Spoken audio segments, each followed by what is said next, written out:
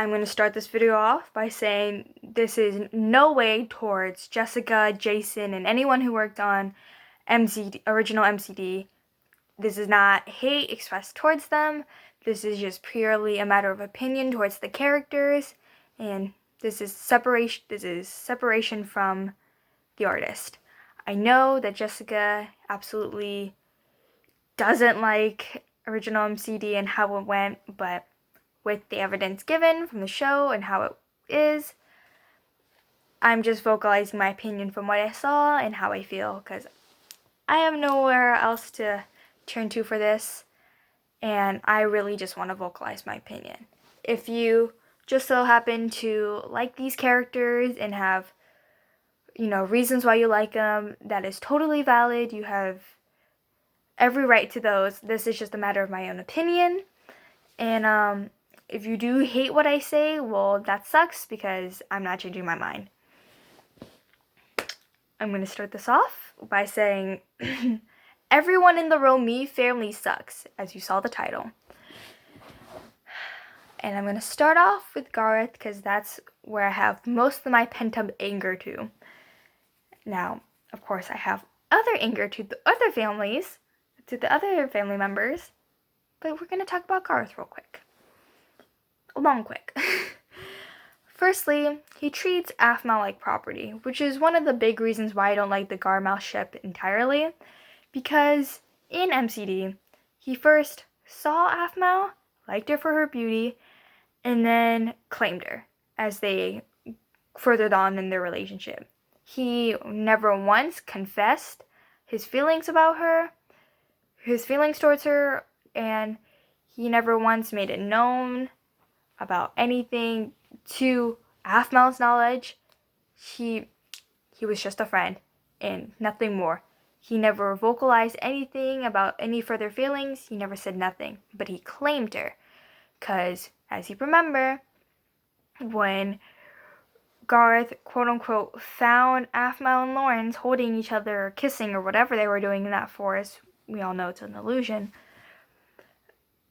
he shut down and then joined his brother's side, who, as we all know, was totally against Gareth's morals. He, and I repeat, went against his morals just because of someone he didn't confess feelings to loving another person, which wasn't even real. You see where I'm coming from, right?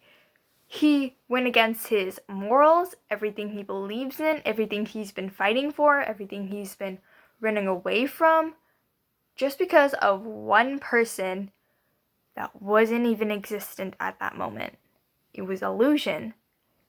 But that was an illusion. Think of what would happen if he actually found out that Lawrence and Aphmau were actually together.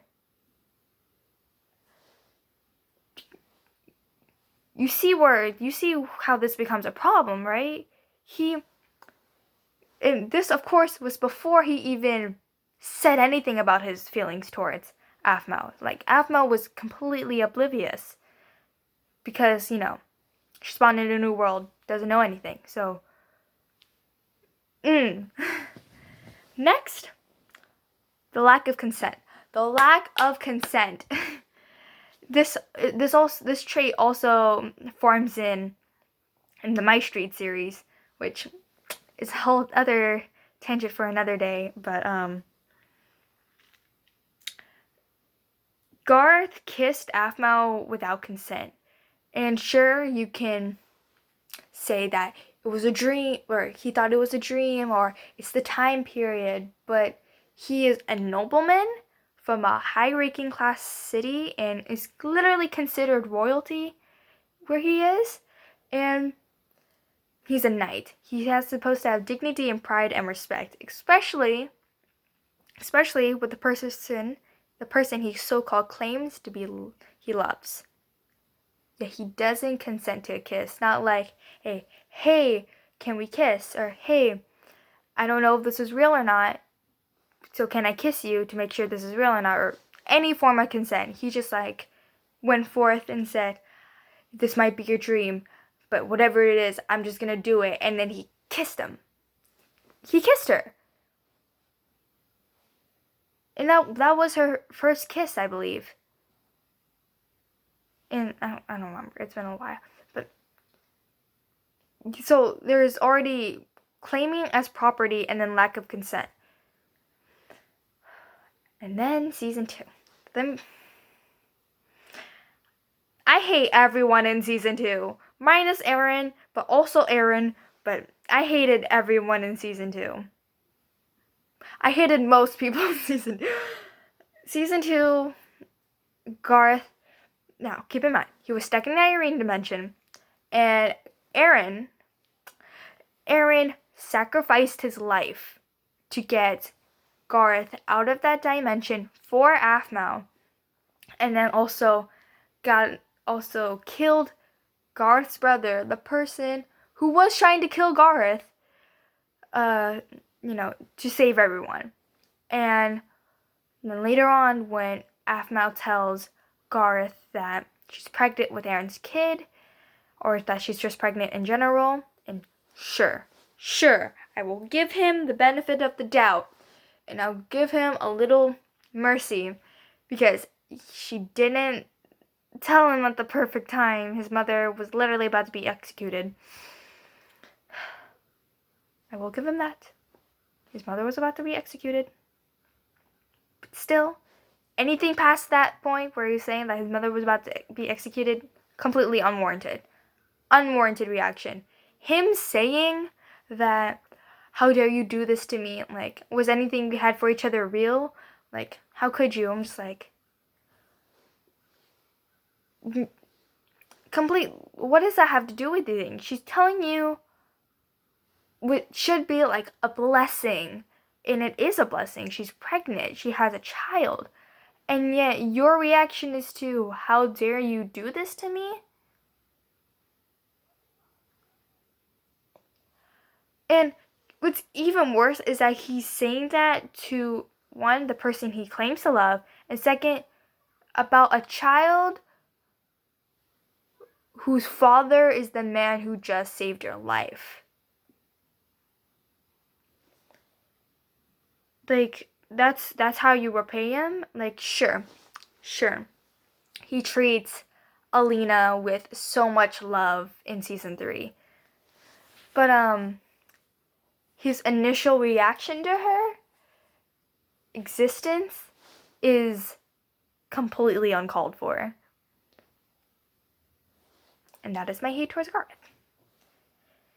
As a recap, no consent, unwarranted reactions, and claiming as property. Now let's go on to Ziana! Yes!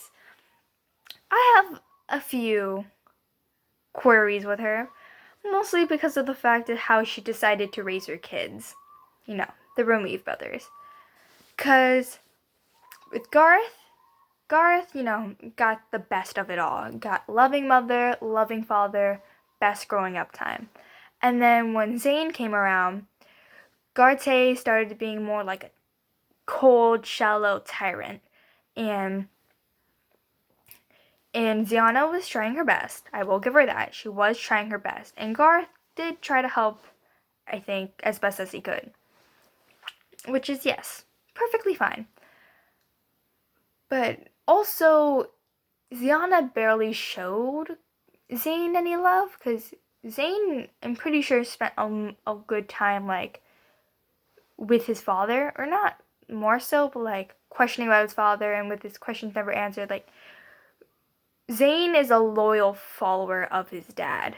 It's kind of like a Zuka Azula Fire Nation family type thing, And then Ziana has an affair, while Zane is really impressionable, while Gareth is really shallow and cold. Like, in her defense, it was a little bit warranted, because, she just couldn't feel any love anywhere. And sure, her kids were there, but it's just like a constant reminder. Like, sure, Gareth was there, but it's just a constant reminder for her, just a constant reminder for her that the man that, like, those times are gone, like, that man is gone to her. And so she has an affair.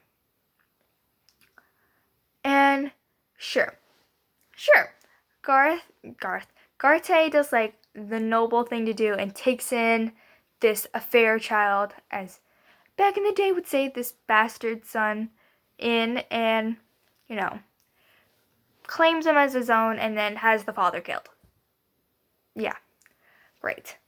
And that's really bad for impression of Zane, because that just shows him when someone does something wrong, you kill them for it, which would explain Zane's homicidal intentions and mannerisms and stuff like that, and why he is the way he is. It's because of Ziana's choices that led to Zane being the messed up kid he is. And then, of course, I'm guessing leading Vlad to die, and then leading Gareth to run away, and all this stuff happens. It's Ziana's choices that, like, break the family. Sure, Gareth isn't a very shiny stone either. That's not how the saying goes.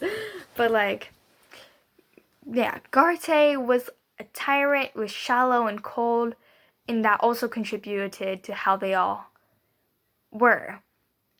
The Romeo parents aren't exactly the best. In my street, they totally better up, but in MCD, they are the absolute worst. Absolute worst. Now, going on to Zane. We all know why we don't like Zane in MCD. No. He kills a bunch of people, and he does all these bad things, and he manipulates, and yada yada yada. We all know. But also, yes, his actions are terrible, and we can hate him for it. But you can't fully blame him, because, like I said before, for Ziana, that is what he grew up with. He grew up with death and empowerment and all these, like, nasty traits due to his parents and how he was raised and how his worldview was.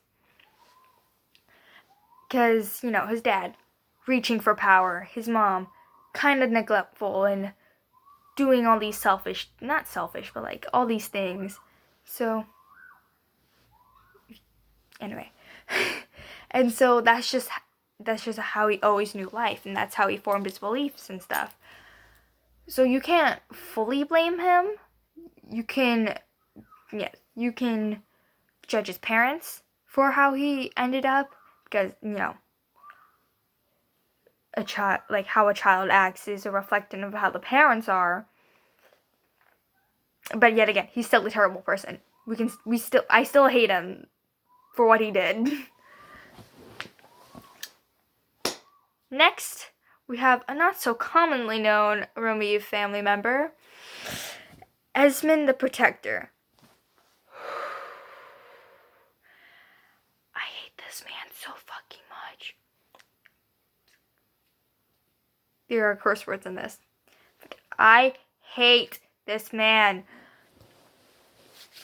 Let me explain. Dear viewer, let me explain. This man is the sole reason why Irene had to shut herself completely down, erase her memories, why Shad became the monstrous beast he ended up becoming, why everything ended up happening. It was because of this man alone and his actions. Now, let me set the scene. We have Shad, who was probably abandoned as a child because of his powers, with his destructive powers, with turning everything to death and decay, and you saw the flashbacks, turning normal soil into soulstone, or soul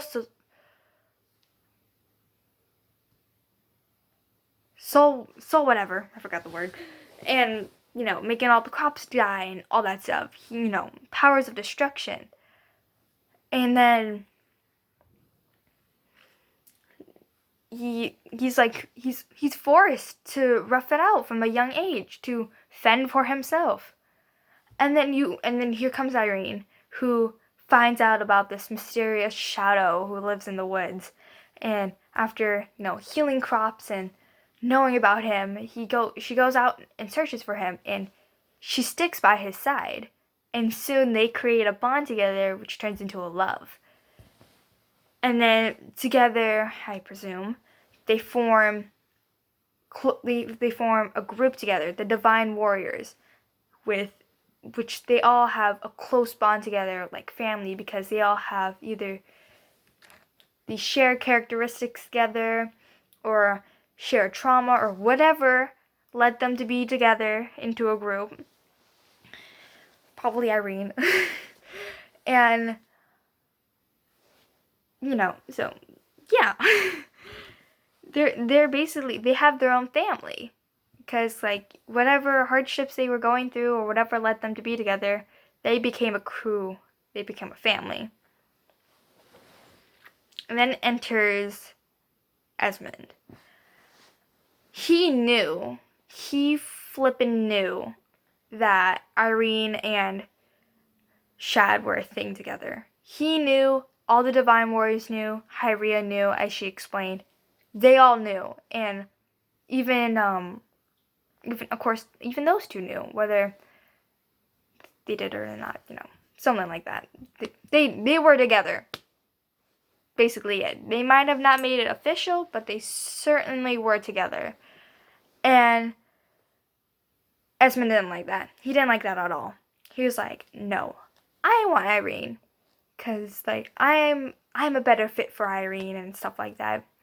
And with her memory, with how Irene was at the time, with her emotions starting to, falter, and, her going completely, emotionally numb,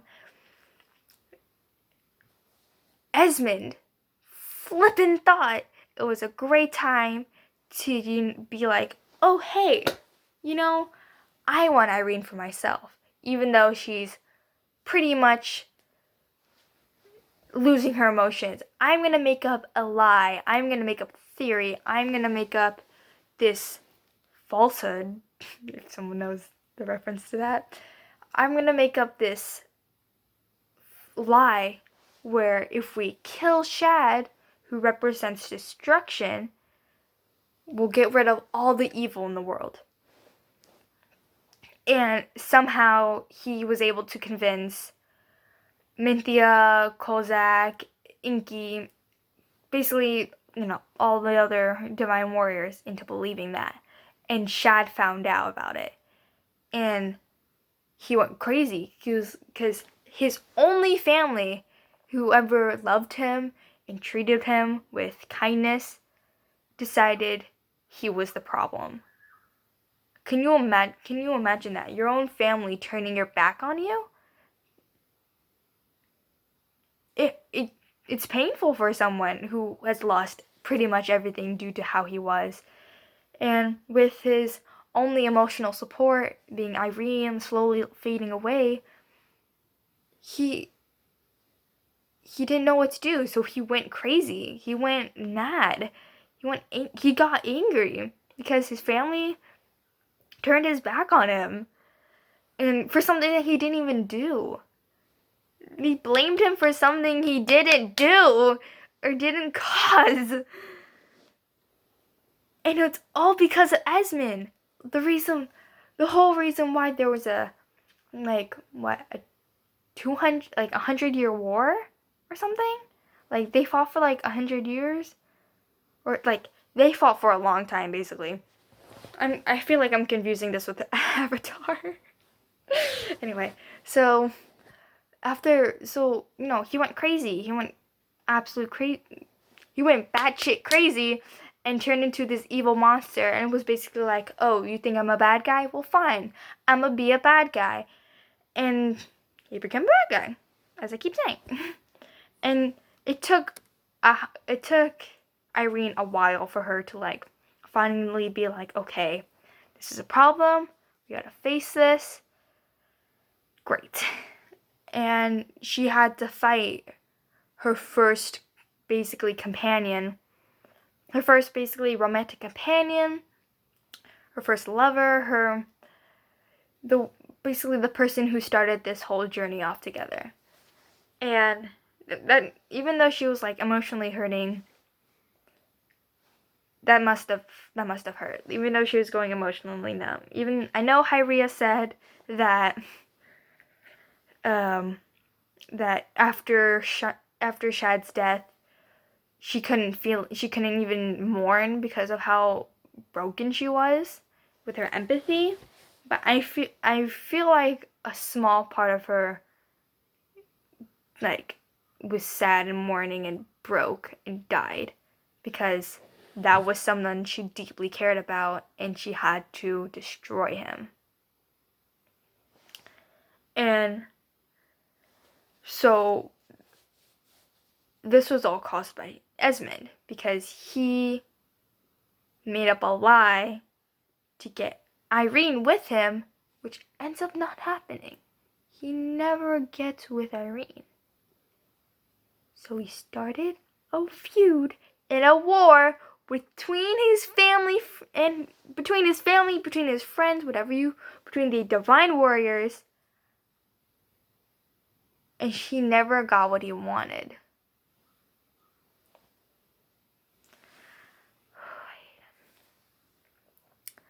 And what's even worse about it is that because of it, Irene emotionally just shut down, and then she went to Hyria because like she couldn't bear like the pain anymore. So like she couldn't bear the emotional numbness.